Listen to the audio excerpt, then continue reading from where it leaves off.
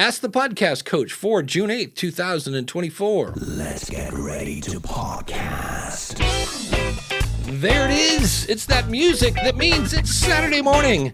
It's time for Ask the Podcast Coach, where you get your podcast questions answered live. I'm Dave Jackson from the School of Podcasting.com, and joining me right over there is the one and only Jim Cullison from TheAverageGuy.tv. Jim, how's it going, buddy? Greetings, Dave. Happy Saturday morning to you, and happy Saturday morning to all the folks that have to make their way or migrate their way over to a new YouTube instance. But I have a little of the Barry White voice going this morning. Conference week for me, I must have said. You know how people count their steps? I count my words each day, and I was definitely doing 10,000 or more words every single day. It's great to be back. Yeah, you had your big Gallup event. I know the one time you shared a picture, like you were on a round stage, just surrounded by thousands of people. Lights, 1,000 probably in those days. This year we did a virtual experience stage, so we had a pretty good sized stage, round table on top. I interviewed guests. Our job was to entertain the virtual, because we do a both physical and virtual conference together. And the best way we figured out to do that is to keep the virtual folks occupied. You know, in a physical conference, you got to move people from the keynote to the breakouts, and that takes 15 or 20 minutes to get everybody situated. Yeah. But what do the virtual folks do when that's happening? No. You send them commercials? No. Do you play music? No. We would do conversations and interviews with them. And so I must have done, 8 or 10 of those with interviews. And we had the headsets. And next year we're going to build the ESPN Sports Center kind of thing. Yeah, it was super cool. It went really well. And so I appreciate it. But I did do a lot of talking. So my voice seems a little weird. Sorry. How long was the line to meet Jim Cullison? Because you are a star, man. Like that's your, in that environment. Yeah, in that environment, it's I get to shake a lot of hands. I must have taken a couple hundred selfies. I'm showing up all over LinkedIn. If you look at the hashtag Gallup at work, that's our conference hashtag. It's just all these selfies. It's not all of that, but I took a lot of selfies. It's kind of fun. I say a local celebrity for a week, and then it's time to go back to work. Like there's podcasts to be made. There's work to be done. There's complaints to handle. Go home. Can you being the mayor of Clifton Strikes, can you repave the roads? Kind of deal, right? Well, the fun thing is then you go home and you're like, your head's the size of, a giant balloon. And, you walk in, you're like, hey, can you take the trash out? It's really getting stinky. Exactly. And you're like, but I'm the mayor. Dishes are piling up. And pick up the dog poop in the backyard. So, yes, all those things. Well, what'll keep you going if you're getting kind of tired is, that's right. This never changes. No, there we go. And of course, that coffee pour is brought to you by our good friend Mark over at podcastbranding.co. Let's remember this. They see you before they hear you. And the beautiful thing about Mark is the fact that he is a podcaster. He's been podcasting for probably close to a decade. And he's not one of those guys that you got to explain what's going on. He's done almost all of my logos at this point. Every other show that he didn't do, I don't do anymore. But Ask the Podcast Coach, podcast radio show, podcast hot seat, your podcast website. Those are all done by Mark. And he's really going to sit down with you one-on-one and kind of ask you what your show's about. And then it's his marketing mind that's going to kick into gear and really give you something that matches your brand. And you're just not going to get that on Fiverr. It's amazing. And he does, if you need a whole website, if you need a PDF, if you need artwork, if you need a logo, anything that you need to make you look good, there's only one place to go, and that is podcastbranding.co. And be sure to tell him that Dave and Jim sent you.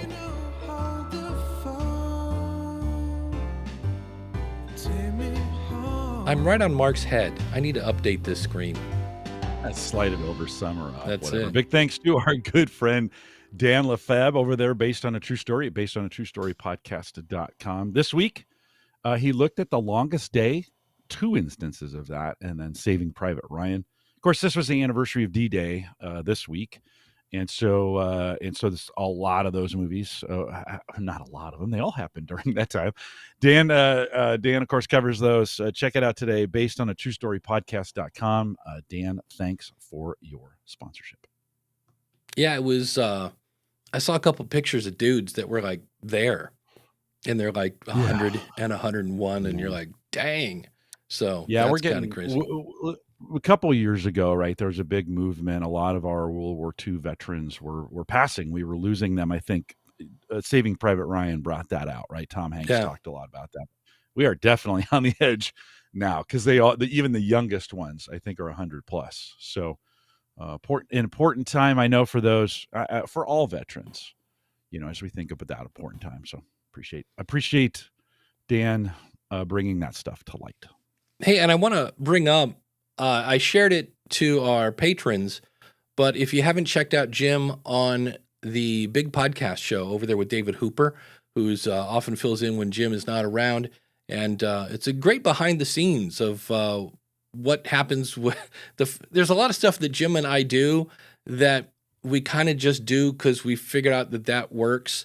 And like right now, I see where Jim is definitely looking at something on his screen, so I'm going to keep talking. And then there Oh, are times, there are times when I'm, especially me. Like right now, I'm looking at the chat room, and there are times when Jim will keep talking. I remember one time I think I texted you or whatever, like, hey, I need to leave or whatever. Something was happening, and and I was like, okay, show's yours, Jim, for 2 minutes. So that's the fun of being live. But I thought it was a good interview. How'd I do with? I mean, okay, listen, we're friends, obviously, Yeah. but you separate us, and then we're not with each other, and I Right. really wanted to use that as an opportunity to celebrate the friendship that we have and the partnership that we have, and just how cool it is to come. I mean, this is kind of a highlight of my week. Every week is to sit down with you. We always have a good time. We little. What's your how would you, as you think about how you listen to it, you tweeted it out. I still need to do that, but any feedback on that as you think about being interviewed? Would you give me any advice on that? That's a great question. No, I thought it was good. I found out we were friends. I was like, oh wow, Jim actually really likes me. No, just kidding. I was like, all this time I thought he was just putting up with me. The one thing, and because he didn't ask about it, but I thought you were going to go there, and I was like, oh, okay. There are times when our pre-show is, Jim, do you have anything? No, not really. Dude, I got nothing. I went out there. It's the same 5 questions. I can't find anything that's remotely different. And Jim will go like, that's all right. The chat room will come through. You'll watch. The chat room will come through. And there are many a times every time really, when the chat room comes through. So I always appreciate the third, host of the show is Yeah, is the chat room. In American football, we call that the 12th man, right? That's There's right. a lot of, and so yeah, I like the idea of the third, the third host of the show is our audience. But well, good. I'm glad. I wanted to use that as an opportunity to celebrate the partnership we've had. We've been doing this a long time together, and you're right. Every week, the chat room provides some, but we also have enough between us. There's a lot of things happening. It's kind of weird how the topics land. We get done with one of these, and there's always not always, but mostly like a single thread that goes through all of those things where you can kind of tie the show together. I notice you don't have any problem getting the show notes out and getting a title for it. You do it every week, and we get it figured out. So, anyways, I appreciate your partnership, Dave, and it's always great to be able to celebrate that and say it publicly. You just never know how anybody else is going to take it. So I was just hoping I did a good job, and it landed with you as like, yes, we are friends. We have a good time. But I think I talked about it on the show. We don't always agree. It's not an agree fest. We oftentimes will say, you know what, I disagree. I like it when I say something, I see your face change, and you're like, yeah, you're like, no, I want to disagree with that. I want to disagree with it. Yeah. I thought it was good. And, just the fact that people can have a difference of opinion. I think it'd be really boring if we were exactly the same. I mean, that's the thing I love about it. We both have our own common podcasting knowledge, but, you do podcasting for work, you work with coaches, you have this you've got your gadgety, geeky thing going on. And, so Jim can get his nerd on. And then, I've got my power rants, and I got my side of working with podcasters. In fact, we're going to jump to one in a minute. I know Ralph has given us a question where to jump on, and Randy Brott gave us one. But I saw this in Reddit this morning, and I was like, oh, I actually left this guy a really long reply. And so it's from Woke Bloke 42069. Oh, wait a minute. DR just gave me a question. So this is the fun part of being Dave. I'm reading while the chat room's going crazy. So Yeah, we'll come back to it. Just mark it. Yeah, Yep. I did. Yep. And so buying equipment also, what's the point of podcasting? It's a long one here, so get comfy. I've tried making 3 to 4 different podcasts since 2019. My most recent attempt involved, I thought, interviewing people, and I only got to 1 episode, then went into a bit of a career crisis spiral after graduating university. Not a single attempt over the years got past 10 episodes. So right there, life happens. That's normal. Like sometimes, it just does. Getting over 10 episodes, I did an on purpose bad podcast, and I got more than 10 episodes. So I would want to go back and think about that. So that's my thing. Like if you can't get more than 10 downloads, there's something really wrong. After reading a business book recently, I realized I would absolutely, I think, love to find interesting inventors and business people to interview. However, after doing all those somewhat half-hearted attempts, key ingredient there, notice that, underline that, half-hearted attempts, I really want to up my game, get some good recording equipment, buy a second camera, and go into the world and film podcasts wherever my guests happen to be. I wanted to connect in person, not just do them on Zoom calls. Also, partially, I never want to Zoom call a stranger again for the rest of my life. So the thing that I'm worried there, he thinks the solution is equipment. And I don't think it is. How do you tell yourself to do the thing when it's so blatantly obvious that the odds are against you? AKA, you have to be like top 0.001% to make money. Also, it seems like every, at least popular business podcast out there is basically just the result of someone with a popular book starting a podcast. I really disagree on that too. There are a lot of celebrities that have started podcasts that were absolute crap, and they're no longer with us. But the whole thing about the 0.001% making money, the really, really good ones do. And it's not via ads, by the way. Maybe I shouldn't waste my time interviewing people. Yeah, underline that one, and start writing self-help books until one of them hits. There's something to go, I always love people that want to make themselves an expert. I want to position myself as an authority. Oh, great. What's your podcast? Well, I interview other people. And I'm like, what? That seems kind of counterintuitive. Meanwhile, I'm hesitant to spend money on something when there's a very small chance of being even remotely successful with it. Also, what makes this time different? So again, you have to define what is success. If success is I want to grow my network and you start interviewing people, congratulations, you haven't made a dime, but your podcast is very successful. So continue on. So should I go out there and try to compete with the big dogs and blow $10,000 on top of the line equipment? I'm going to stop right there. No, do not spend $10,000 on equipment. Should I hire a roadie to come with me to the shoots and building out a set for more local podcasts, or should I just give it another try and see how it goes? I'm sick of seeing how it goes. I want to make something actually good. I'm sick of being mediocre. Maybe I'm just delusional. Well, I will say there are people that have delusions of grandeur. I did that. I started a podcast about customer service and thought I was going to be like the king of customer service because I've won awards at customer service, and this is going to be the best podcast. Here comes Dave Jackson, customer service expert. And, I got 7 downloads, and that was about it for me for all that one. Plus, it was my job, and my job is not my passion. Continuing on, I have a YouTube channel with 25,000 subscribers. I've sort of let the channel drift for the past 2 to 3 years. Well, I can tell you something about that. Those 25,000 are not, have fun getting those back. But in the grand scheme of the internet, I'm still nobody. Should I just do the podcast with the gear I got just for fun? Ding, ding, ding, ding, possibly the right answer. Or should I spend a bunch of money in hopes that my podcast will be a home run? Also, why on earth do some people do this podcast thing? There's so much bloody competition and against people with teams of tens of producers and writers and just crazy stuff. We've basically come full circle to traditional media levels of competition and budget. So why does anyone bother? I know I sound cynical as hell, but I'm genuinely curious if people know they have no shot, and therefore I just accept my fate, or fight against it with money and energy and efforts. Do not fight against it with gear. Gear Mm. is not the thing. But here's Yeah. my question. Here's a great point.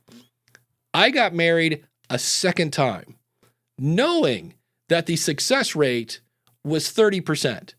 Why did I do that?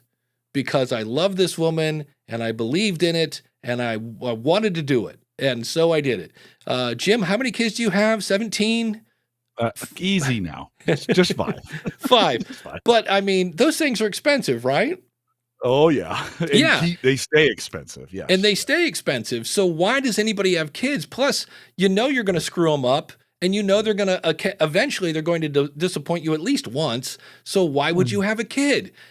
Because you want to, and you have this I just want to have I want to spread my seed and have my name live on long after me. We do all sorts of stuff that the odds are stacked against us. And I was like, but my thing was I didn't hear it here, but when I hear what's the topic I can do that will require the least amount of effort and make the most amount of money, I'm like, don't start a podcast. You're not and even his inventor thing.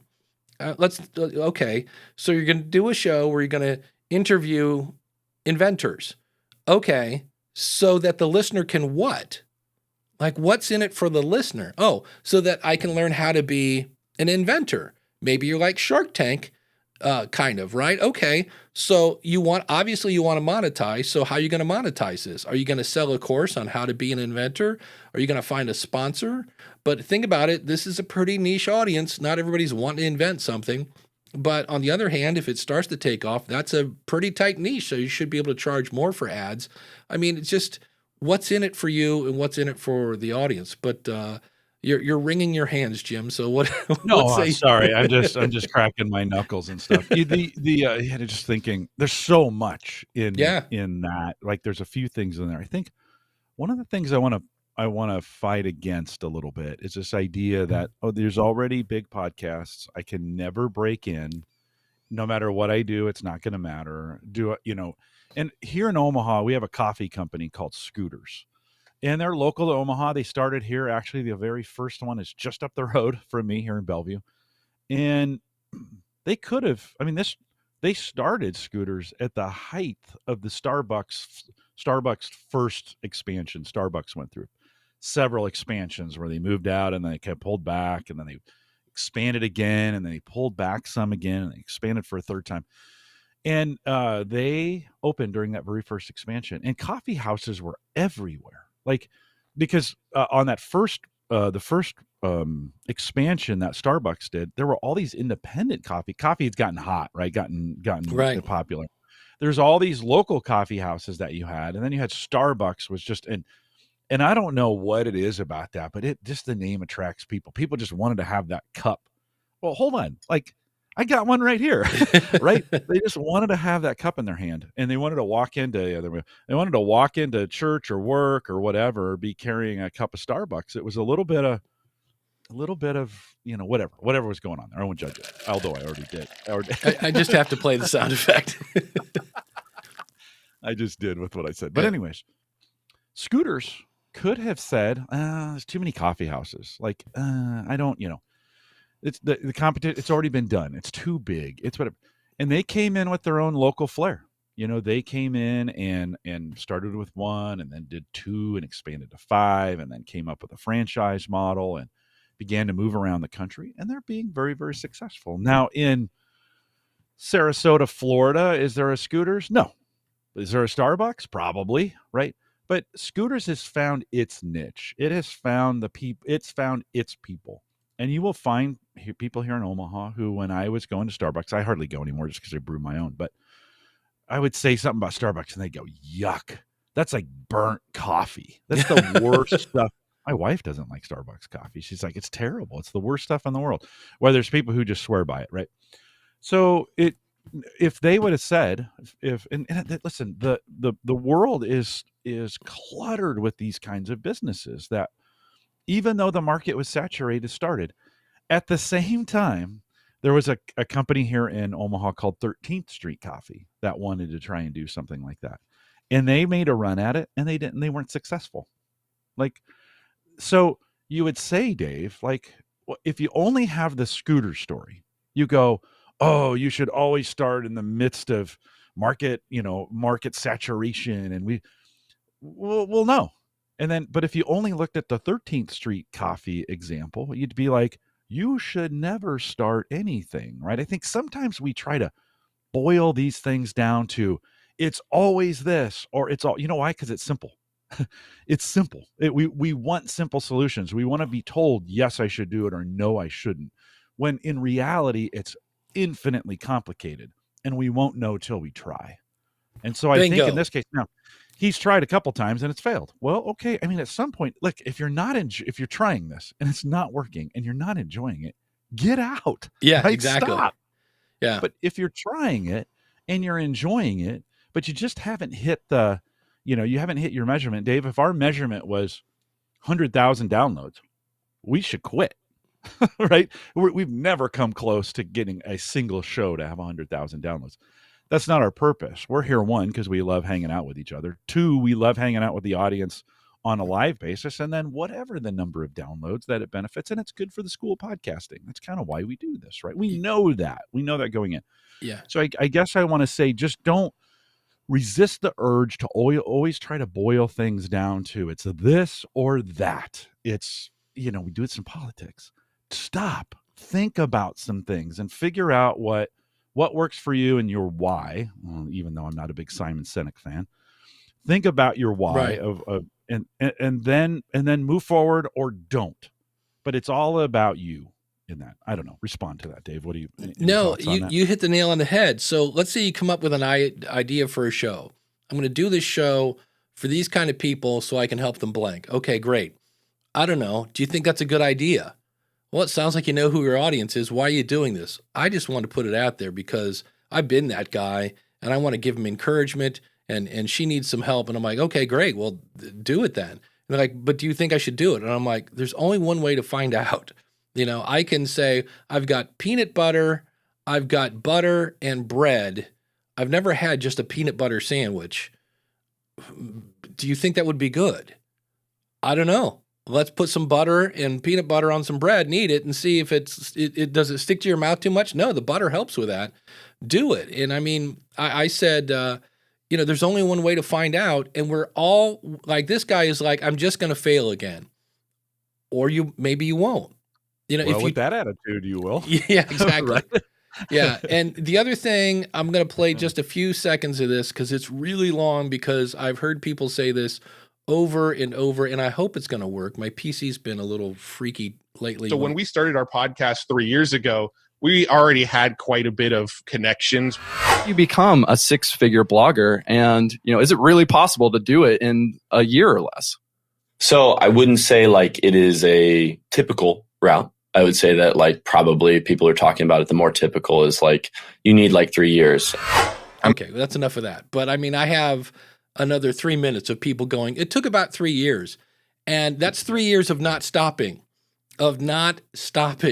So that's where, in most cases, I mean, obviously, again, if you're mentally having issues and your health is failing, take a break. But I see people and I think they want it to be like, almost like paint by numbers.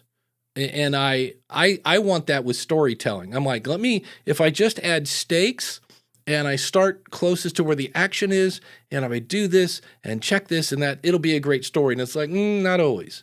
And it's like, well, okay, I'm consistent. I've got good artwork. I've got a good microphone. I've got this. And I'm like, well, okay, but that doesn't, there is no, I'm starting to, this is weeping into my head and I want to keep it out. I think there's some of it that's timing and luck. You know what I mean? Sure. But if you think about some kid, there's somewhere right now in America, there's a 14-year-old kid that loves playing football, right? He wants to be the next Tom Brady. And the chances of him being the next Tom Brady are really slim because he's got to play through Pee-wee and high school and junior league and whatever. And then he might get into college And that whole time we're hoping he doesn't get his brains bashed in, and then he might get drafted, but then he has to make the practice squad, and then he might make it, but yet that kid loves playing football, and that's why he's doing it. So why do we do things when it might not work? Because we like doing it. Yeah. So, well, and we do know if he doesn't do it, I can guarantee he won't be. And I'd say Patrick Mahomes because I can't see. Right, there you go. But and I don't like the New England Patriots. Sorry, Ed Sullivan. But if he doesn't try, it's definitely not going to happen 100% of the time. That I don't have many guarantees in life, but I do guarantee you, if you don't go for it, you won't get there. Right. That's it. So you got to try. However, I think you got to have going for one goal, and then if that goal doesn't happen, and sitting back and well, that's it, my life's over. You gotta have some other things going on, with you. You've got to have some.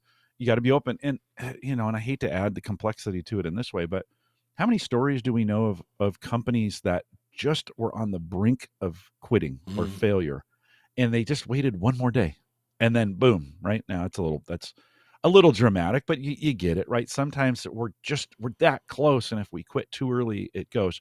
Or the businesses with individuals who put too much into it and waited too long on a failure. I mean, we have in the business world today, we have books that come from both sides. Some that say, take a risk and spend everything and really go for it and never quit. And some that say, you know what, on your first fail, quit and pivot, right? We have these. There's the gurus, the business gurus say quit and pivot just as much as they say never quit. So what do I do? Well, okay, this is where you take stock and you engage the noodle and you say, hey, what's best for me? Like, this is why I hate this guru mentality with books and podcasts, even though I kind of do one about, you're like, guys, quit listening to the gurus and thinking just one of them has the key to success. Certainly take what they say, take what works for you, move forward with it. But this is your journey, not theirs. You take this and say, what works best for me? And then how am I the most happy in this? Right? How am I the most happy in this journey? It's stressful. There's times you worry. Those things are going to happen. It can't be happy all the time. Wouldn't it be awesome? No, then we'd have the Matrix. So you got to, take the advice, but you create your own journey. Yeah, the chat room saying, give it 1,000 days. We don't need no stinking permission from the Sex Pistols. Jeff C says, I don't know many business or people who put all their eggs in the podcasting basket right at the beginning. It's it really let's see here. There's a lot of things. It's and Randy's got a good comment, right? He says, this is why there's no formula. And there are formulas. There are pieces of formulas to put together, but it's a complex formula, right? No formula or secret. We each have to figure it out. And I can't agree more with Randy. I mean, I really like what Randy does. Can't agree more with it. You've got it. And listen, I'm not saying you're not. I know many of you listening to this are struggling with it, and you just the struggle is good. Like, embrace the struggle on this, because the struggle is good. All right, so here's my other question, Jim. So let's say you're doing pretty good and you get 2,000 downloads of your show, but you really want 5,000. Okay. Alakazam, you have 5,000 downloads. Now what? Exactly. Like what? What? Okay, because I 10,000. Because I say this because I went through this. At one point, the School of Podcasting was occasionally getting 3,000 downloads an episode. Okay. And I was like, okay, there was something in my brain that was like, I want 3,000 downloads. I don't know why, but I wanted 3,000 downloads. And then the IEB came along, little haircut. And then Apple came along, bigger haircut. And I'm not getting anywhere near 3,000 downloads anymore.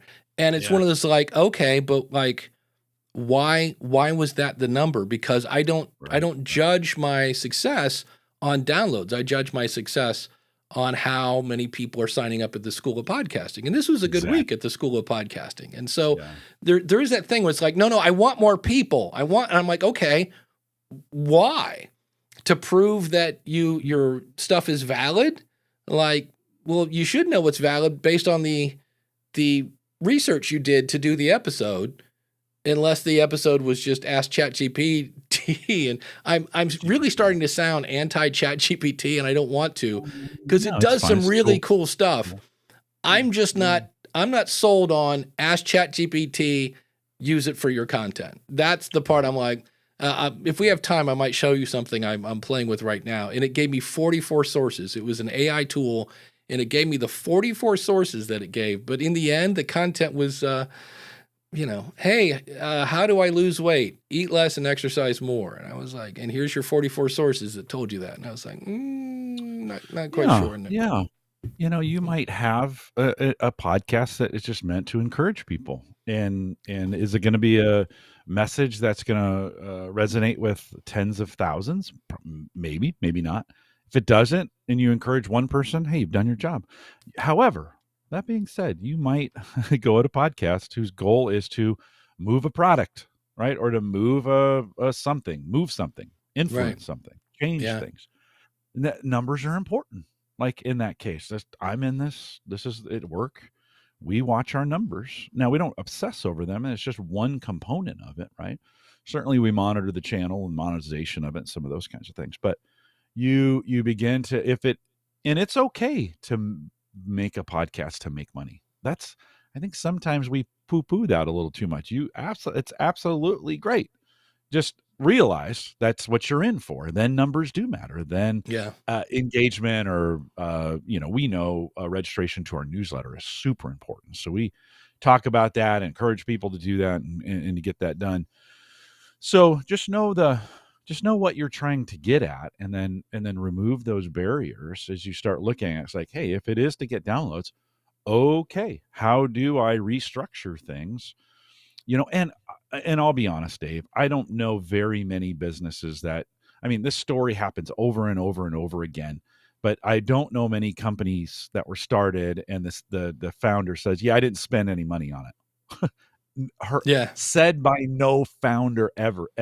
They usually say, I spent every dime I had, and I went up to I borrowed up to here, and it was a super giant risk, and it paid off.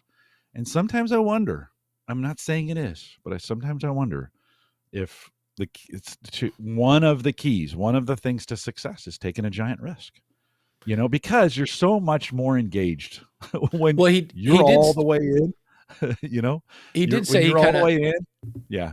He did say he kind of half-hearted the previous ones. And I'm like, well, one of the things that I am a walking contradiction of is I tell people you should do one really good podcast, and then I start another one, so it's like, but yeah, Randy says, why do you want 5,000 downloads? Right. And then Jive says, it blows my mind when I hear about new podcasters trying to automate their process. It's like having somebody else do your hobby for you. That's an interesting take. And then I love Danny Brown from Captivate. I'll take 100 engaged listeners and fans and supporters as opposed to 1,000 generic downloads every day. Yeah. And then part of it is just, I enjoy it, Gary says, because I feel like I learn something new each time I interview someone. I just listened to the book from Serge Tankiak, something like the lead singer of System of a Down. Oh, I thought you were talking about the guy in Beverly Hills Cop. No, but I want to be very American and call him Serge, and it's Serge. Oh, okay. It's the guy from System of a Down, that guy, curly hair. Yeah. And he's kind of at times woo-woo, but he says really the art isn't in the finished product. It's the art is you going through the process of making that. And I was like, I think he's got a point there. And here's the interesting thing about that is he cannot sleep on a bus. He just can't. And he's like, so consequently, as you might imagine, I hate touring. He goes, because by the end of the tour, I'm a zombie.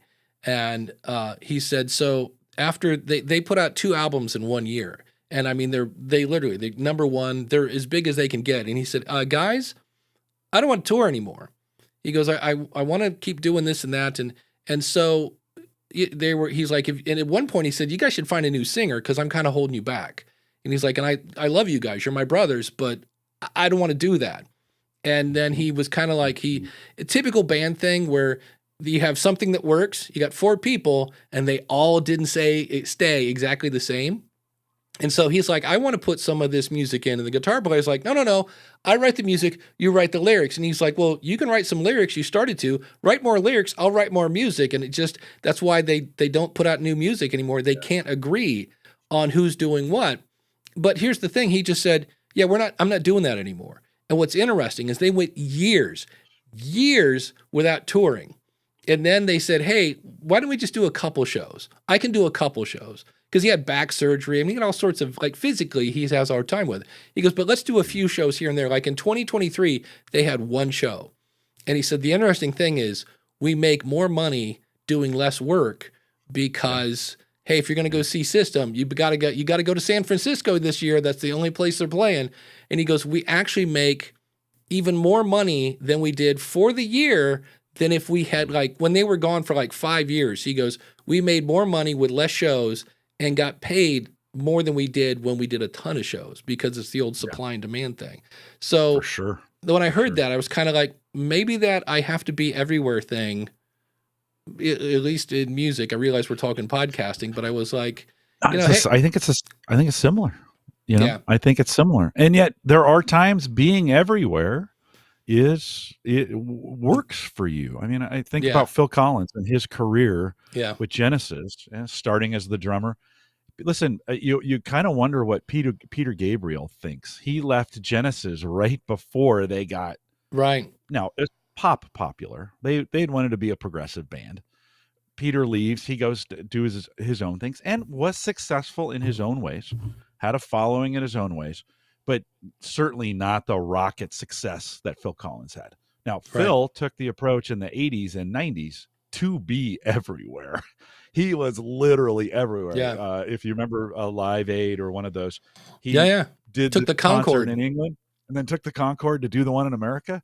That was his philosophy. That's what he was happy with. Phil was the most happy person when he was on stage, and he would say his worst moments was when he wasn't. Like his life was a mess.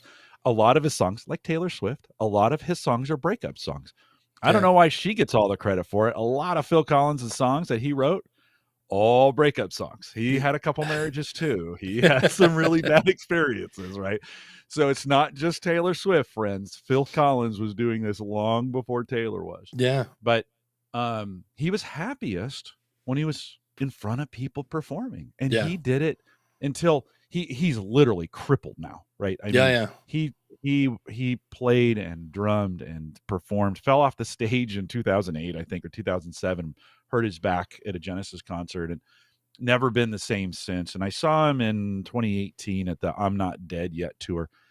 They bring him out, put him in a chair, and he holds the microphone and doesn't do a thing. Now, his band is awesome, right? Right.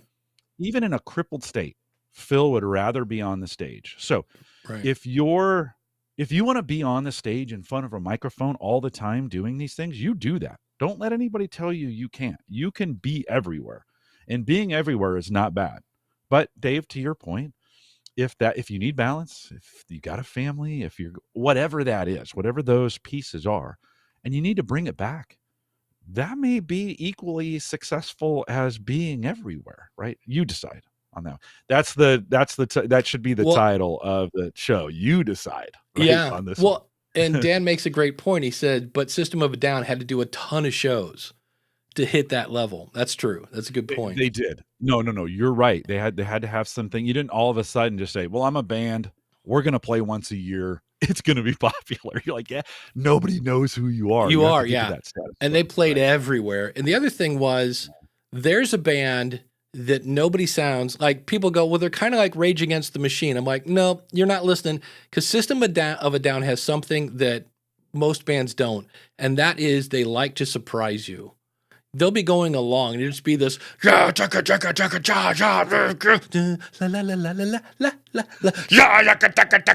it's weird, and it's like, so they're weird and they're silly. They have a song, it's all about advertising, and it's Want to buy the pie, pizza, pizza pie, every minute, every second, buy. Want to buy the pie, pizza, pizza pie, every minute, every second, buy. And then the chorus is pepperoni and green peppers, mushrooms, olives, chives. Pepperoni and green peppers, mushrooms, olives, chives. And they're saying this incredibly fast.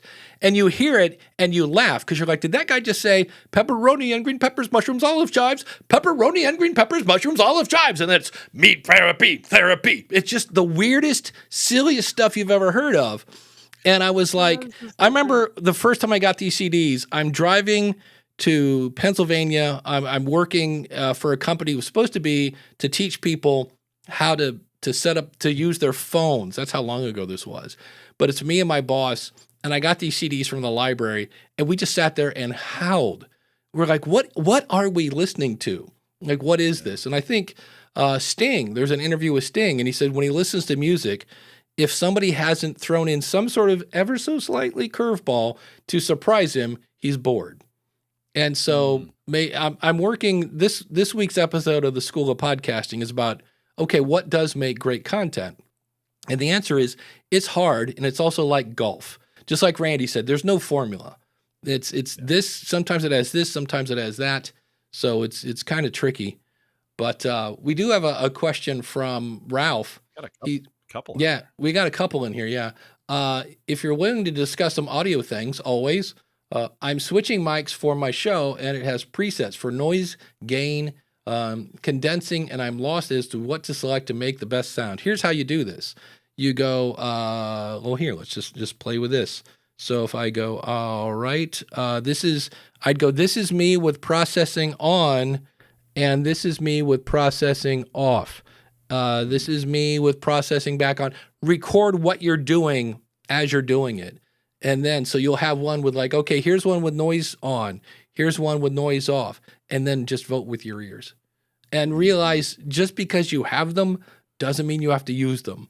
I remember when I first got a DBX, it was this noise gate compressor, big bottom, and I just turned all the knobs and put out an episode and immediately got feedback. They're like, I don't know what you're doing with your sound, but you're rattling the tonsils out of my teeth. So be careful with that. Record it too, and then play it back in with a different set of headphones so that you can kind of get a feel for.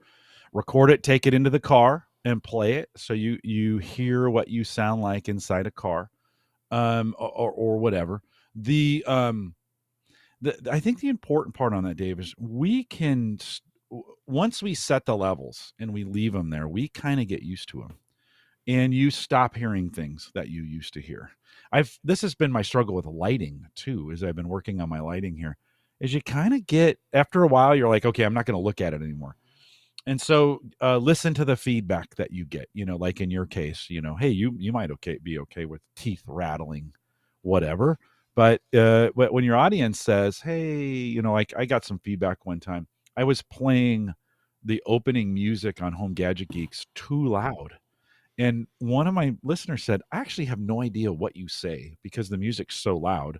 It's overwriting what you're supposed to be saying. And I say the same thing: news, reviews, product updates, and conversation, all for the average tech guy. That's kind of our tagline, right? And he's like, I have no idea what you're saying. I never knew it was that. It's like the cappuccino hold the foam on the in the beginning of this show, when you're playing the music for Mark. So also make sure you're listening to your audience. So mess around with it a lot. Try a lot of different things. First, get it to your ears the way you have to hear yourself. So get it to the way you like it. Record a bunch of it, play it in a bunch of different environments, get a bunch of feedback on it. Then once you dial it in, I say don't change it until you get feedback that tells you otherwise. Because your audience is going to want your audio on School of Podcasting is different than your audio here. I think you do some different process, or I hear it differently because I could be doing it live with you, right? But your sound's a little bit different on the School of Podcasting than it is live here on Ask, in my ears, my opinion, right? Oh, live, definitely. Well, yeah, because I take what we're doing live and we are missing the Oh, it's a plugin I put on everything I do when so there is some post processing that goes through this. Yeah. So yeah. And does anybody have you ever gotten that feedback? Has anybody but me ever said they noticed the difference between the two? And Nah. No. Well, that's the thing. We can spend hours tweaking our audio, and I am not the audio engineer that's like, oh, you need to boost that 17K and take out about 82, Right. about a half a decimal. If you could sniff the 300 dB range, and it's like, no. I'm like, I listen to my audio from when old, new, whatever, and I'm like, oh, that sounds different. And I'm like, yeah, but it's listenable. Like as long as it's not harsh and ripping off my head. No, I think your School of Podcast audio is a little flatter. It's easier for me to listen to in the car, where here you have more depth. This is my perception, by the way. This could be totally opposite of what you're trying to do. But here, there's more depth in your voice. It's a little richer and a little more complex than what I hear on School Podcasting when I go over there and listen to that show. Good or bad? Well, I listen to you here live. I like the richness of it live. When I listen to School Podcasting in the car, and I appreciate it a little flatter. So for me, it works. And if you want to have fun, do the question of the month, where everybody sends you really wide ranges of audio that I'm like, eeh. So I just put those all through Auphonic. Yeah. Thank you. Yeah. I wanted to say Audacity. I wanted to say Audition. That's usually what I do. Just at least get Gary said, Curtis Judd, if you aren't watching Curtis Judd's YouTube channel, excellent video tutorials about audio processing. Did one recently for the DBX 286, which is the thing I was talking about, and also did the Rodecaster Pro 2. So yeah, that's Curtis does really in-depth stuff. So that's it. I'm dying to hear. There's actually next week, Sounds Profitable is doing a thing. It's a report called Ad Nauseum. And this is interesting. This is where it comes down to trust. And so think about this. A company that works in the advertising realm of podcasting is doing a report on, are there too many ads in podcast? And my cynical mind popped in and like, let me guess what the advertised people say. Oh, we need more ads. People love them. And I'm like, yeah, but it's Tom Webster. And I trust Tom Webster because he's been doing surveys forever. And on the other hand, if they say, oh, everybody pile in more ads, and then they don't work, well, then his customers, the advertising people, are going to go, this podcasting thing's a piece of crap. We're out. So I was like, no, I can see he's going to, not that Tom would ever lie, but I'm always like, wait a minute. Anytime a report comes out, the first thing I do is like, who made the report?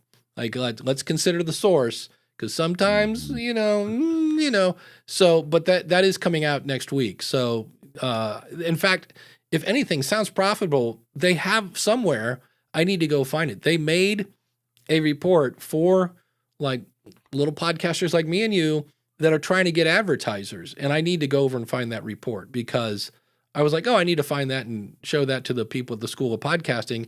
And before I could say, supercalifragilisticexpialidocious, there was another report out, and then they do a lot of reporting over there. So I need to go dig that out. But speaking of that, Jay, can I add one more thing before? Were you going to move on and stop it? No, we're staying in the advertising space, but go ahead. Go ahead. No, go ahead if you want. Well, Jay says, I've started using dynamic content to promote my guest tour dates. By the way, that's really nice of you to do. I'm running at post-roll, knowing it won't get as much listeners as pre-roll. Do you think running at pre-roll is frustrating? My one-word answer for that would be yes. I don't think so. See, my pre-roll, this is what I want to hear. Ask the Podcast Coach is brought to you by the School of Podcasting. Find it at schoolofpodcasting.com. Intro music. Like, I'll accept like a 5 to 10 second intro. But when it's like, do you swallow saliva in small amounts over long periods of time? Ask your doctor if, blah, blah, blah is right for you. In fact, I'm not a big fan of pre-roll. The first thing I want to hear, because I saw the title and I like, oh, I want to know more about that. And it's like, and I know Joe Rogan. Blah, blah, blah, blah, blah. Okay, you're not Joe Rogan. You know, so I'm not a big pre-roll. And if it is, it's a quick one. And it's like, you know, today's show is brought to you by podcasthotseat.com. I'll tell you more about it later. Check it out, podcasthotseat.com. Bam, intro music, you know, whatever it is. So I'm a big fan of short intros. Jim, apparently you are not. You like I disagree with you, Dave. This is it. This is our last podcast together. Okay, next topic. No. Exactly.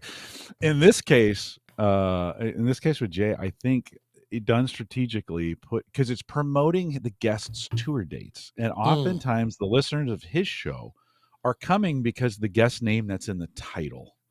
And so it's not a Pepto-Bismol ad for, that's just showing up out of nowhere. It's not just a random inserted ad. It's Jay using the pre-roll to promote the tour dates, right? I think if I understand that, Jay, you can chime in. Yeah. And if it's not, you should do that. But it's appropriate. So the pre-roll the pre-roll is appropriate to the content that's in there. Now, listen, Rogan can do this and get away with it because he's Joe Rogan.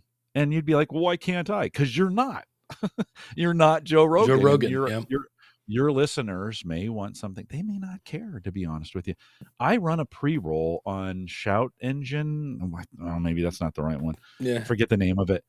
And that thing gets, it's 20, 30, 40 listens an episode. I don't promote it, but it does get it. And no one's ever given me any feedback through that. Like, stop the pre-roll for God's sakes, right? So will it work? So Jay says I'm correct. Whew, thanks, Jay. That's good to know that I read that correctly. Again, think about it for your audience. And so I do think, and I'm agreeing and disagreeing with you, Dave, from that standpoint. But yeah. I think in that case, it's a perfect use of the pre-roll where the context is appropriate to the content. Yeah, that's it. And then Danny says, that's a quote. That's a short right there. I've listened to the start of an episode that had 3 pre-rolls, and then I got 6 minutes of the episode before I got the first 2 mid-roll, and I was out of there. Yeah, see, that's my thing. When I hear pre-roll, I'm like, this person isn't about serving the audience. That's just me. But I'm like, this person is all about, I got to make, now on the other hand, I'm like, wow, apparently this podcaster needs to eat. And so I get that. But I mean, I wish Cast-O-Matic is the app I use because it's podcasting 2.0 enabled, but it only lets you start up to 5 minutes. So when I listen to Conan O'Brien, the only far I can have it automatically start is at the 5-minute mark, which is a bummer because he interviewed Ron Howard and the interview started at 13 minutes. And then the thing that got me, this is the one talking about ads, is Big Pharma drives me nuts. I think one thing that's wrong with America, without getting political, but that's too late for that. But the U.S. and New Zealand are the only 2 countries that allow drugs to be advertised on TV. And I would like to see my senator take that off the air. But I'm listening to Conan O'Brien, and I joked when that show first came out, I'm like, he should rename it Conan O'Brien Needs Some Cash, because there's a ton of ads in his stuff. And I'm in the shower, and Conan ads are Conan. At least he tries to make them funny and unique, and they're usually a lot of inside jokes with his assistant that I don't get, and I'm just like, ugh. And if I'm somewhere, if that phone's in my hand, I'm hitting skip. But a Big Pharma ad came in, and I was like, I will sit through horrible Conan ads where he makes fun of his assistant. But when the end of the interview says, ask your doctor if Gaba Baba is right for you, I'm like, screw you, Conan. Like, don't make me listen to those kind of ads. I was like, ugh. So I'm really looking forward to this report coming out from. So well, folks vote with their ears. Right? That's it. They vote with their downloads. Yeah. And if you get feedback, if you start, Jay, as you're doing this, if you get feedback that it's not, I'd put a comment. It's I think Jive had said, it doesn't get to the content. What if the ad is the content? Like if Jay interviewed Taylor Swift, we'll bring Taylor back in. If he interviewed Taylor and the first 15 seconds or 30 seconds were like, hey, here's a real relevant thing you should know. If you're a Taylor Swift fan, which is why you're probably here, you could go see her there, right? Boom. Well, you're into the show. Actually, that's super helpful, right? yeah, Yeah, Dan that's what says Dan said. pre-rolls are great for timely announcements. Like I made one on the podcast rodeo show saying, "Hey, I'm going to rebrand this thing. So if you want it at the $5, thing, go sign up now." So that's yeah. I guess the point you made, if it's relevant, but when I I hit play and I hear an Ozempic ad, I'm like, really? I'm so happy But I have diabetes. if you can do that, do it. Like if you're in the space where you can run 3 pre-rolls and make a crap ton of money doing it, Yeah. do it. You just have to earn that. You have to earn that right to do those kinds of things. You have to earn. Listen, Dave Garofalo at Scar Authority, and good friend, he runs 7 ads every 30 minutes on the show, and everyone would say that's a disaster. Right. Those ads sometimes get more talked about than the show, right? And they've made made funny songs and done funny ads, and sometimes, listen, some of those ads people remember because they're funny. And he's had his advertisers pull a few of those, like, yeah, this is not going to work. I'm not going to do this. Right. And some of them love it, and some don't even know they're advertising on the show. So it's one of those things. Like, he does it because he can. He also set the podcast up with the expectation that there was going to be ads. Why? He's a business guy. Yeah. Why would I do a podcast and not make money off the thing? Now, he sells a very targeted product.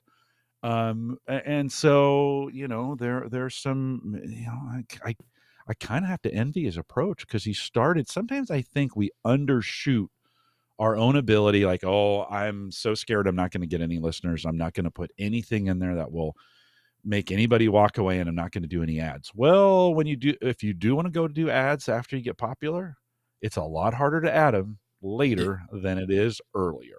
Yeah. So have a little confidence too in yourself. Be like, no, I'm going to do this. We're going to have some spots if that's what you're going to do. We're going to products for ads or sponsors or affiliates. Build those things in and have the expectation that's going to get done. He breaks all the rules. Dave does. Dave Garofalo. He breaks all the rules. I've been on the show a couple times. He breaks all the rules. Gets away with it because his stuff is good and his audience loves it. And there's no place, if you're advertising cigars, I don't think you can advertise those in magazines. Like it's not anymore. Maybe not even in podcasts. We've called them candles at times on my own show, so I don't get knocked off of YouTube. When we're burning candles. Nice. Yeah. Danny has a suggestion. He says you could do some A/B testing and X amount of episodes with pre-rolls with dates as an example, and then some episodes advising at the beginning, dates at the end. Which is what Jive had suggested. Sure. He said also this is Jive, says also get good at reading ads. I listen to Marin or Huberman read their ads because they're good at reading them. Yeah. Mark Marin is great because he'll just be talking, and then all of a sudden he'll be like, and that's when I went over and the cat was puking all over the rug. 15% of you know that they're like, what? And then all of a sudden, and by the time you realize he's reading an ad, you're like, oh, it's too late to fast forward now. He's almost done. So, but speaking of ads and pimping things, we should take time to thank our awesome supporters. Yeah. And awesome people. And we also want to thank, this thing called the School of Podcasting for, this is what the show is about. This is where I'm from. You get our step-by-step courses. You get unlimited coaching, which is still, as much as I thought that was going to be a fun kind of feature, I spend more time explaining it because people go, what do you mean by like unlimited? I mean, like, if you want to hire me on Monday and there's a slot available, you can do that. And they're like, okay, but what if I wanted to do Monday and Wednesday? I go, if it's available, yes. And then a really, really awesome community. We have all sorts of people from retired pastors to accountants to university professors to comedy writers. It's a great bunch. Go over to schoolofpodcasting.com. Use the coupon code COACH. We are running on Podpage. If you want to check out Podpage, well, then just go over to trypodpage.com. Some exciting things coming to Podpage, by the way, that you'll see coming up.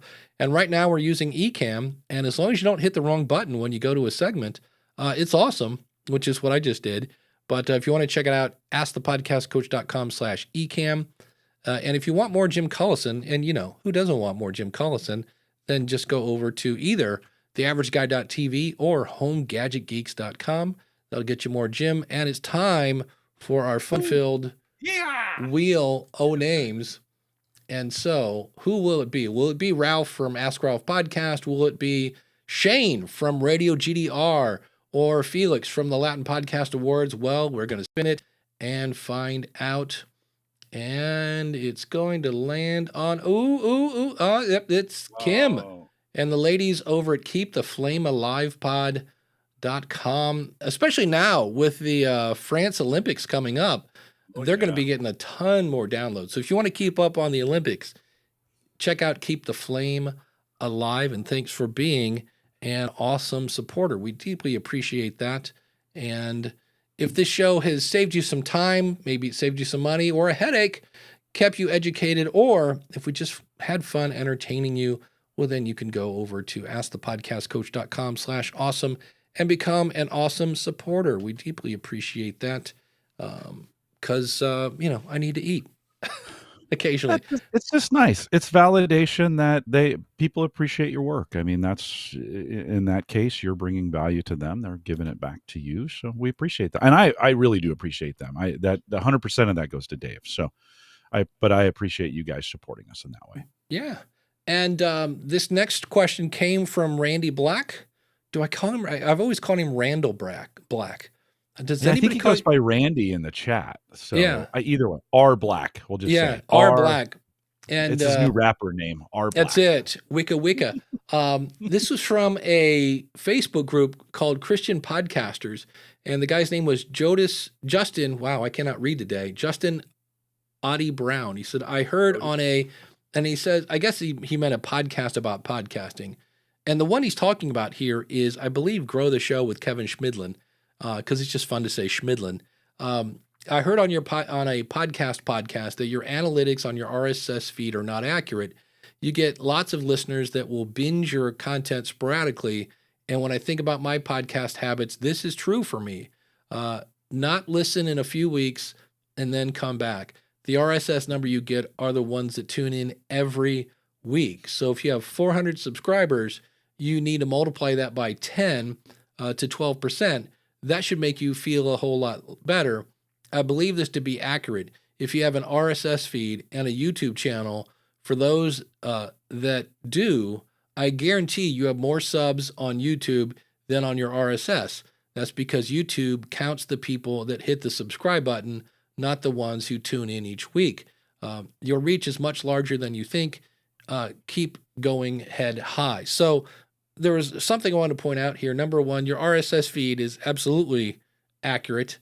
What it is there are, because if he made it sound like if somebody listened on a website, it doesn't count. And I'm like, no, absolutely it does. A lot of people call these streams or listens, and they go, well, it only counts downloads. It doesn't count streams. And the whole thing is there are no streams in podcasting. Now, super nerdy people will go, well, I'm like, no, it's a progressive download. And that means if somebody hits play on a website on a player, it will start to download it in chunks. And as it does, and if you listen to a minute of that, it will be counted as a download, and it will show that your user agent was Chrome or Firefox or Safari. So that's absolutely true. And so as I read this now, I'm getting a different vibe than I did when I replied. I thought he was saying YouTube was better. And I'm like, well, here's the thing. For me, I had asked the podcast coach, right? If I look at the audio stats, because you can go in and see how many people are following you on Apple. You can see how many people are following you on Spotify because they own that content. But I can see that we keep about 80% of the people, like people listen to about 80% of our show. On YouTube, it's embarrassingly short. Now the live people stay, but if I take the School of Podcasting, that would be better because this one's live. We're going to have better stats because we have, 40 people here. But if I take that same static image video of the School of Podcasting, where I'll get between 80 and 90% retention on Apple, I'll get maybe 1% on YouTube. So I'm always like, yeah, you might have more subscribers on YouTube, But for me, I'm more about my number one stat is retention rate. How far are they listening? How far am I keeping them, their attention and things like that? So that was just one. The other one is, and this is what Kevin was saying to kind of paraphrase his thing, and this is where sometimes we plateau on a podcast, right? So we get up to whatever number it is, and we're like, man, this thing just isn't growing. Meanwhile, our newsletter is going up. Our Instagram is going up, our Twitter is going up, our Threads is going up, our Rumble is going up, and our YouTube is going up. And we're like, I can't get this thing to grow. And so Kevin's point was, don't just look at downloads. There are all sorts of different ways you are connecting with your audience. And he said he made a spreadsheet where people can go in and say, okay, on this date, I had X amount of downloads, I had X amount of followers, I had X amount of newsletter subscribers, and all of a sudden, with that bigger picture, they were successful, more successful than they thought because they were only looking at one aspect. So was the point of that particular thing. But, you can, on one hand, I love the fact that YouTube gives us an insane, the stats over there on YouTube are just crazy. And they can tell you how many people are subscribed and where they came from and how they found your show. I would love to know how people found my show. But they control the platform, right? That's the key. They yeah. control the platform. To get those numbers, you have to get everybody in the same place. That's the problem with RSS. It's also the benefit of RSS. It's not all on the same platform. So, right. YouTube works because they control everything. YouTube is difficult because they control everything. So. Yeah. Danny says, I always look at my YouTube RSS integration version of my show and set it and forget it. Yep. I can't remember the last time I looked at Ask the Podcast Coach stats. Why would you? The infrequent proper videos, I do get a lot more views and retention. Yeah. And then Randy says, I love Kevin Schmidlin, but I think this guy was confused. Yeah. And that's kind of why I jumped in there. And I have to go look at my response because my response was like, no, YouTube is not more popular than podcasting in most cases, depending on what you're sending to. Now, if you're doing actual videos on YouTube, that's a whole different thing. But Jive says, sounds like he was using dubious information to make someone feel better about numbers. Speaking of YouTube, my latest YouTube, I finally jumped back and started putting some actual content on YouTube. And I saw somebody, I always say, if you have a question about Captivate, about Podbean, Buzzsprout, Blueberry, Libsyn, whoever, go to your media host. Because somebody said, hey, I'm on Libsyn, I have 165 episodes, and it's only showing 100 of them. And so some guy in Facebook said, yeah, Apple only shows 100 episodes. Well, I'm sorry, kids, but that's absolutely not even close to being right. And I went in and politely and lovingly said, yeah, that's not accurate. Go into Libsyn and set your number of feeds, because for whatever reason, our default is 100, and I wish it wasn't. But you can set that to show them all. So if you have, 400 episodes, it'll show them all. And so just quit asking Facebook for tech support, because you will get people in there that will answer and it's not correct. And then you go in and his answer was go talk to Apple. And I'm like, no, Apple's busy enough. They don't need you asking questions. Always start with support at whatever you're using for your media host. And some are better than others. And, yes. Danny says, yeah, I recall that answer. Yeah, I was just like, yeah, that's not right. So keep that in mind. There was something else I was going to bring up today. I can't find. Format. I see this one a lot about people asking about, hey, I put my show notes into, again, whatever media host you have. DR's question from over there. Yeah. Oh yeah, was her? Wait, hold on. No, I think it was DR's question about show notes. Yes, very beginning of the show. Yeah, this is actually a different question, but I like this one. Is there but it ties in because we're kind of talking YouTube. Is there a difference for show notes for audio versus show notes on YouTube? What say you, Jim Cullison? Do you have any ideas on this one? I think it can be. YouTube, the YouTube description and titling have all its own, infrastructure. That's not the right word. the way YouTube uses them, and they're changing them all the time. I couldn't even tell you today. What's the right thing to look for? I know tags were important for a while. Would you do them differently? This is maybe one of those areas. All the current YouTube gurus are saying different things, right? Who do you listen to on that one? But yeah, they might be. You might structure your YouTube notes a little bit different than you would your show notes.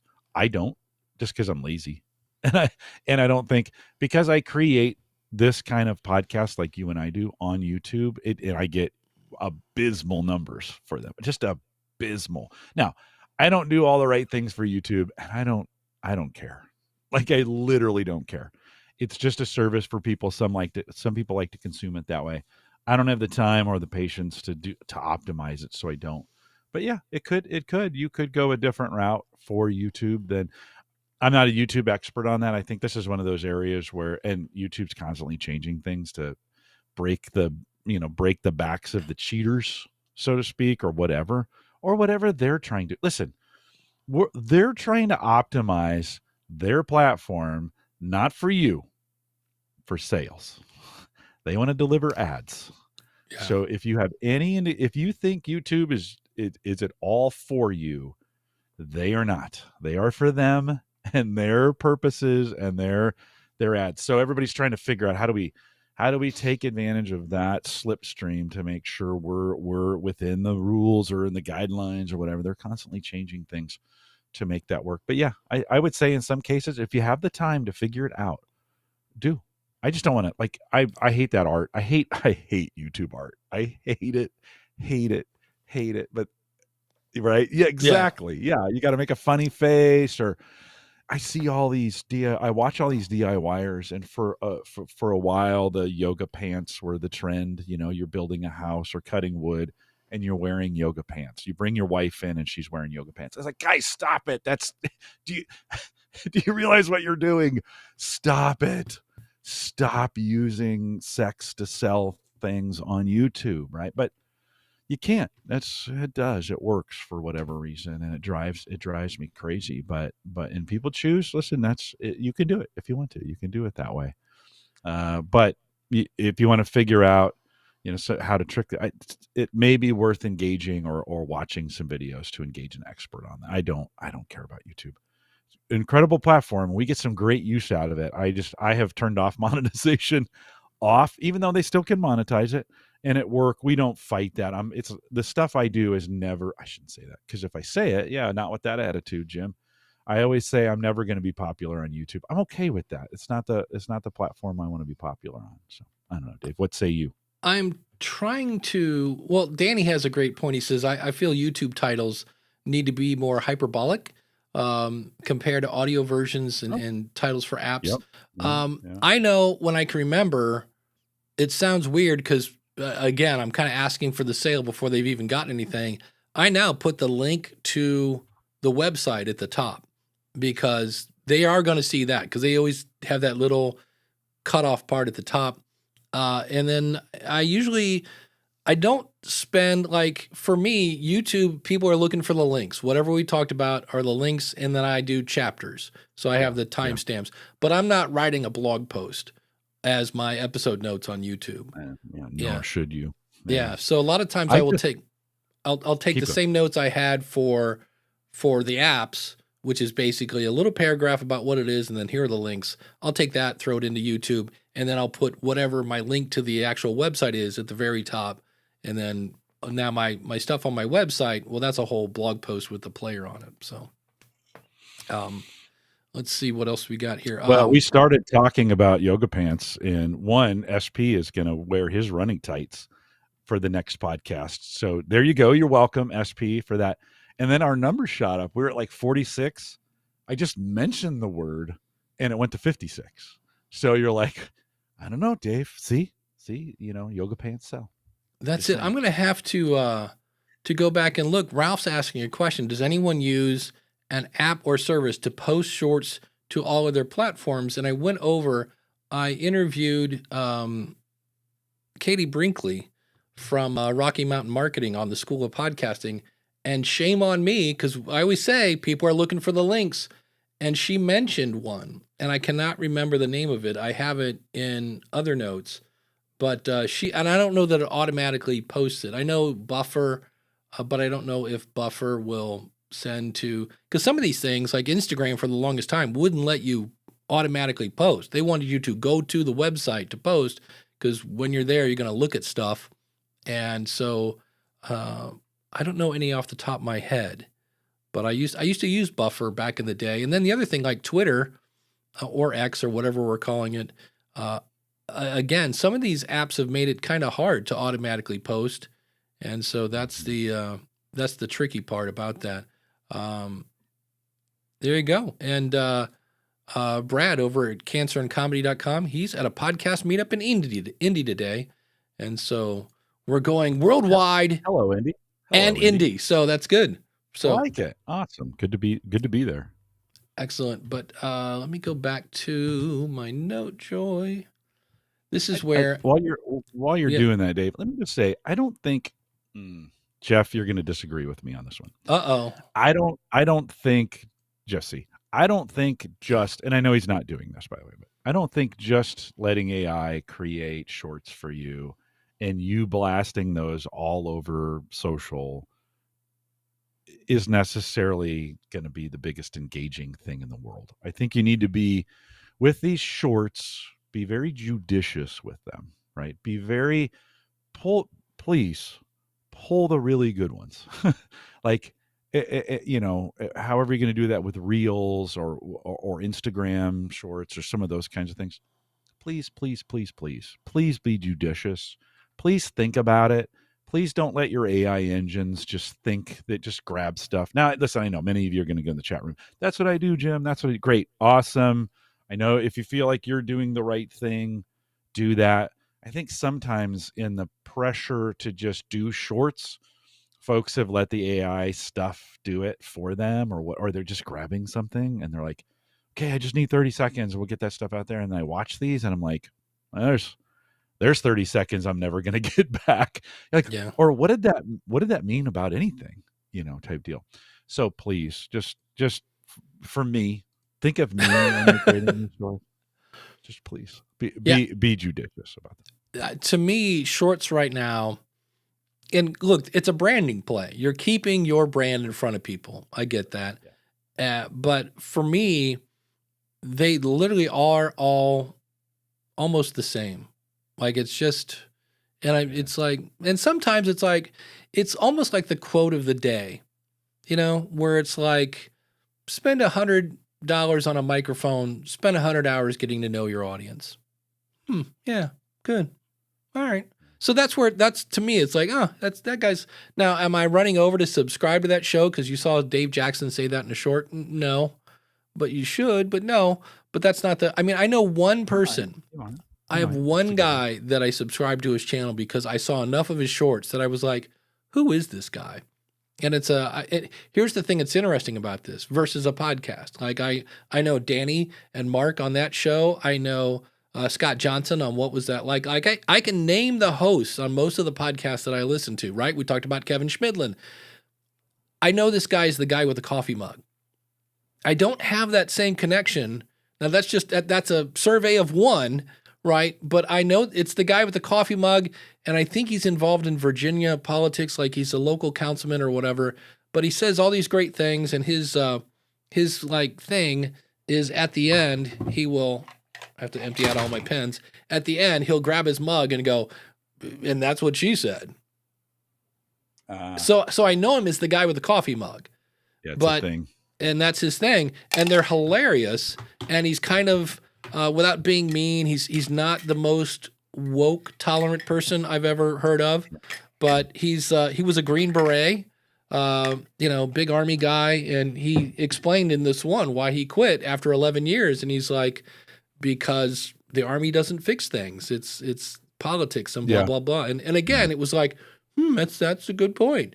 So, Chris is saying, too much mediocrity in shorts. Yeah. And Jeff comes back and says his clips are put out on social or are mostly for his guests, right? They help me get more guests. I love that. And my experience with Jeff, he posted a short. I was on a show, and he took some of what I said and then gave it a good title, made it concise.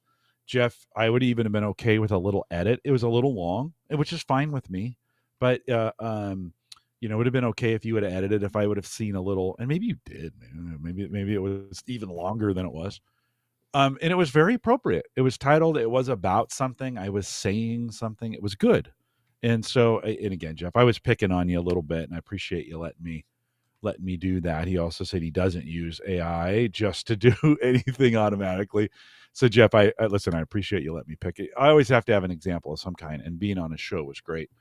But I love his purpose on that. He's like, hey, I'm trying to use these shorts to share them so I can get more guests. And that's great. It's a great methodology and a great way to think about. He's got a purpose behind those shorts. I think sometimes I see some folks just crank them out, and then you're like, what was that for?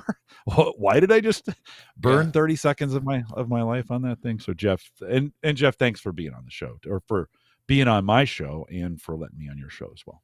Yeah, and if you follow me on Instagram, you'll see my latest one was a short that I was on Ralph's show at AskRalphPodcast.com.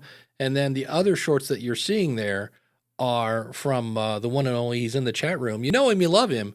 Chris Stone from castahead.net has been making those for me. So good stuff. So that's, and it's a little frightening when I see myself on your shorts. It's a little frightening. I'm like, oh God, I hope I didn't say anything. Yeah, that thing where I said, guess what the microphone is, then explain how bad the audio was. And you're like, Blue Yeti for the win. And it's like, Chris is like, that is a short. Yeah. So that was. Yeah, shorts are, here's the thing. To me, it's a branding thing. It keeps, look, if you do a weekly show, shorts keep your brand in the minds of your listener. One of the things that in the book, Platform by Michael Hyatt, if you haven't read that, I'm going to talk a lot about that on Monday. And one of the things that makes great content is anticipation. And I was like, I thought about that. And he talked about how the experience sometimes can be enhanced because of anticipation. And I thought about that, and I was like, well, there are times when Christmas Eve is just as exciting as Christmas Day, because you're like, oh my gosh, Santa's coming, oh my gosh, Santa, and so I was like, that's a good point. And so when you use these shorts to remind people that, hey, this is coming, or this is what you missed, one of the things I am awful at, and I need to start doing this, it's what I call the Harry Duran, my buddy over at podcastjunkies.com. Harry starts off, welcome to the show. In our last episode, we talked with so-and-so about such and such. You can check that out, podcastjunkies.com. Today, we're talking with Jim Cullison about robotic lawnmowers, yada, yada, yada. And then here's why Jim is cool. He talks to Jim, and at the end, he's like, that was a fascinating. He does the Jerry Springer, which is at the end. If you're doing interviews, do the Jerry Springer, where at the end of the interview, man, that was a great conversation with Jim. The one thing that really stepped out to me was when he said this, and then you tell your little personal story, which is a lovely passive-aggressive way of letting your audience know it's still my show. And then Harry will go, next week, I'm talking with Jeff C. He's great. He's awesome. Blah, blah, blah. So within that one episode, you heard what you missed. You got some great value, and then you heard what's coming up. And I was like, I need to steal that idea. It's such a good one of promotion, because at the end, if you ask people to follow, which is kind of when you should ask them, they've heard they've heard 3 ideas for episodes. And at that point they go, it sounds like I would like all these episodes, and they might actually be moved to subscribe a little more. And every time it's so easy. Well, it's easy if you know what your next episode is, which in my case, I don't almost always. I'm working on, I've been promoting the one that's coming out Monday for a while. I'm like, what is good content and what makes it good, and that whole 9 yards. And man, as much as I said, again, sometimes I come across as anti-AI, and I had all this content, and I was really stressing out last night because I was trying to figure out, okay, I got this. Now, how am I going to assemble this so that it flows? And I'd made my own reasons of what stops us from making good content. And I asked that same question to ChatGPT, and it gave me like 3 things that I was like, ooh, that is right. Ooh, that's okay. Yep, I'm adding these to it. So Now, I'm not going to take what ChatGPT said and just copy and read it because people don't have, they're not very creative anymore. No, I'm not going to do that. But I was like, oh, that's a good point. People aren't as creative. They're just trying to do what other people are doing. So that's coming up on Monday. Speaking of what's coming up, that's I've worked hard. It's weird because I've worked for about a month on this, and I'm stressed out because I know it could be really good, and I'm just worried that I'm somehow going to just put it together in a way that doesn't, like, I want the puzzles to fit in nicely and just have it flow. And so that's what I'm working on right now. Jim, what's coming up on Home Gadget Geeks? Well, I took the week off because of this conference. Oh, yeah, which that's is right. always good. Which is always good. But the last episode was a great one. Rich Hay joins me. We talk a little bit about like smart telescopes and some of those kinds of things. And so it's available right now. If you need something to listen to, homegadgetgeeks.com. Nice. Yeah, and if you go to homegadgetgeeks.com/follow, you can follow the show and go over and check out old episodes and things like that. Did you know that's there, by the way? I did not. Is that a new That's an feature automatic Podpage thing, because you use Podpage for Home Gadget Geeks, right? I do use Yeah. Podpage for And that. any Yeah, okay. any like, Apple, Spotify, except whoever you've set up will be on homegadgetgeeks.com/follow, in the same way that you can go to askthepodcastcoach.com/follow, schoolofpodcasting.com/follow, even though that site's not using Podpage. It's a good thing to have because then it's easy to remember and you're reinforcing your brand. Since I got about 10 seconds, if you haven't, I'm helping podcasters make better podcasts over at podcasthotseat.com. Not only do you have me listen to an episode, the whole thing, and look at your website, you get a free month at the School of Podcasting. You can check that out at podcasthotseat.com. Thanks to Dan from Based on a True Story Podcast.com and Mark over at podcastbranding.co. If you want to look good, there's only one place to go, and that is podcastbranding.co. We'll see you next week with a surprise co-host. Oh, there you go. Jim's out on assignment, but we'll see you next week with another episode of Ask the Podcast Coach.